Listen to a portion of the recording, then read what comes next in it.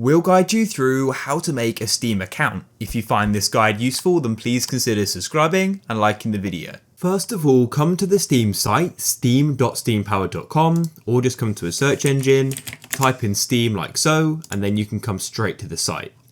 Then all you need to do is go to the top left, and where it says login, click there. Even though you probably don't already have an account, it doesn't matter.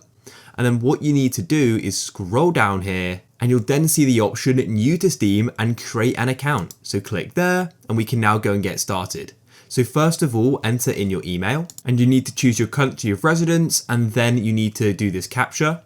Now you need to go through the Steam subscriber agreement, and you do need to be 13 years of age or older and agree to the Steam subscriber agreement and the Valve privacy policy. If you do, select there and then press continue.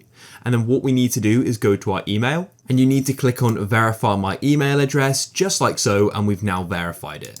We can then come back here and we continue the setup process. We need to choose an account name, choose a password and confirm it, and then press done, and you're now creating your Steam account. And that's it, we've now gone and done it.